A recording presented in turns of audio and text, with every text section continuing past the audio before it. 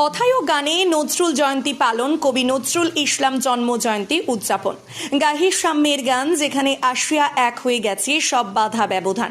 কাজী নজরুল ইসলাম হচ্ছেন দুর্দান্ত এক অভিজ্ঞতার যাত্রাপথ, যার এক একটা সৃষ্টি হলো এক একটা সোনালী মাইলস্টোন, যার বিদ্রোহী কবিতা শরীরের শিহরণ জাগায়, যার শ্যামা সঙ্গীত মননে ধর্মীয় ভাব সৃষ্টি করে, যার সতীশ প্রেমের গান হৃদয়ে তোলে দেশাত্মবোধের জোয়ার।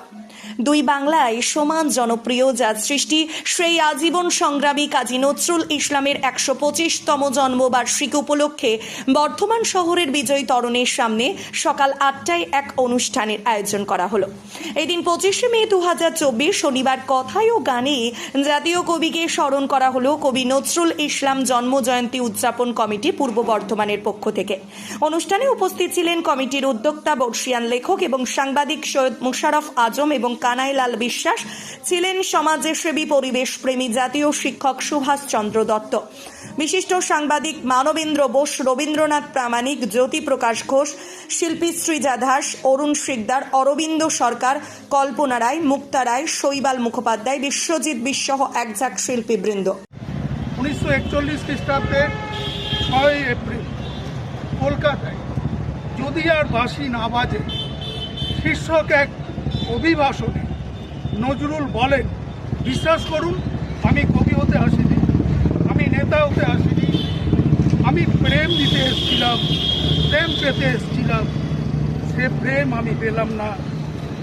এই প্রেমহীন নীরব পৃথিবী থেকে নীরব অভিমানে চিরদিনের জন্য বিদায় নিলাম। রাজনৈতিক সংগঠন বিভিন্ন তারা বেহুশ করে রেখে দিয়েছে। 8 ঘন্টার আমাদের যে মজুরি ছিল সেটা 12 ঘন্টা করে দিয়েছে দালালি করে। এই সব নাটকে সংগ্রামী যে সংগঠন, সেখান থেকে মুখ ফেরাতে হবে। মুক্তিগামী লড়াই, সেই লড়াইয়ে অংশগ্রহণ করতে হবে, তাহলেই একমাত্র কাজী নজরুল ইসলামকে শ্রদ্ধা জানানো যাবে।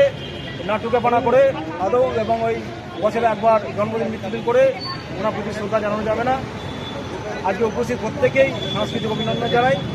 আজকের অনুষ্ঠান আজকের মতো এখানে শেষ হলো। পরবর্তীতে সারা বছরই আমরা নানা অনুষ্ঠান করবো, আপনারা আমার সঙ্গে থাকবেন। তাই আমরা একসঙ্গে জড়ো হয়েছি এই গর্জেন গেটের প্রান্তরে দাঁড়িয়ে আমরা আমাদের ছোট্ট অনুষ্ঠান এই মুহূর্তে এই সকালে সকল মানুষের কাছে পৌঁছে দেওয়ার চেষ্টা করব। জানি না কতখানি সার্থক হবে, কিন্তু এটুকু বিশ্বাস করব, নজরুল আমাদের মননে আছেন, আমাদের চেতনায় আছেন, আমাদের বুদ্ধিতে আছেন, আমাদের ভাবনায় আছেন।